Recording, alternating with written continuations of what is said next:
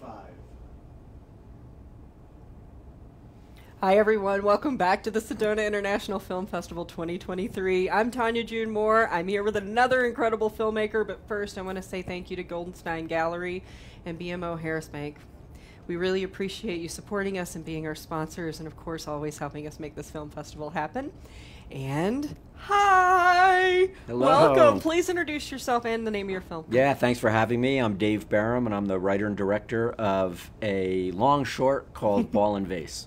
So give us a synopsis. What's Ball and Vase about?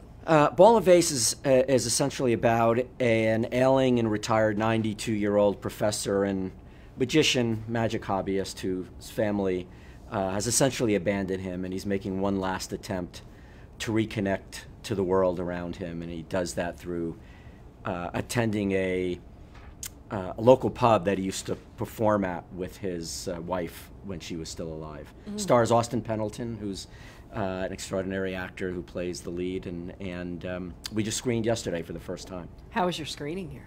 It was great. I mean, the festival does such an amazing job. They were sold out over at the Harkin Cinema.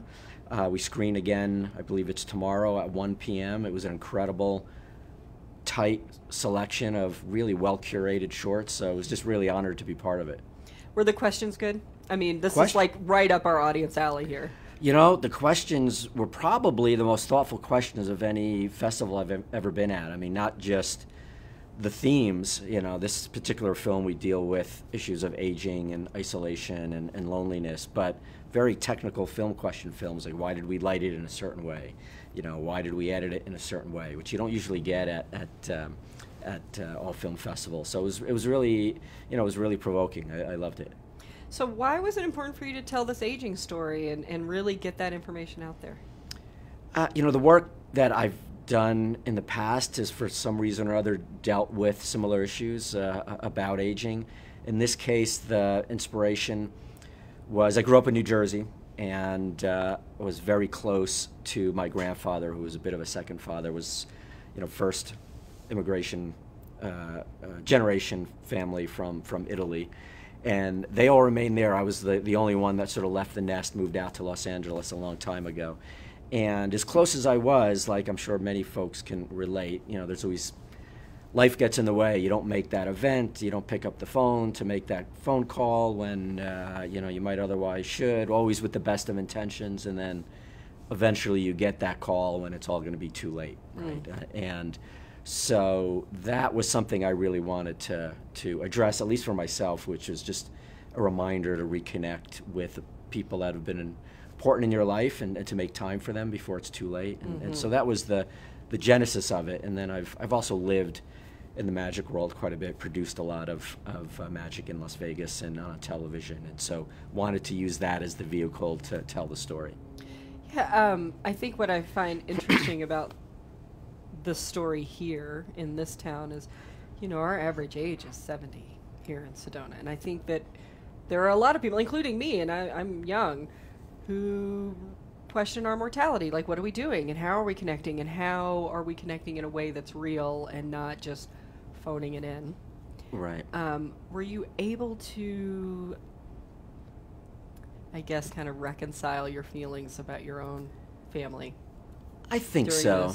Yeah, I think so. I think it's just provided for me, and I'm at least the comments I get a lot back from people who have attended screenings of the film. It's been a, you know, I hate to say it, even last night's an example.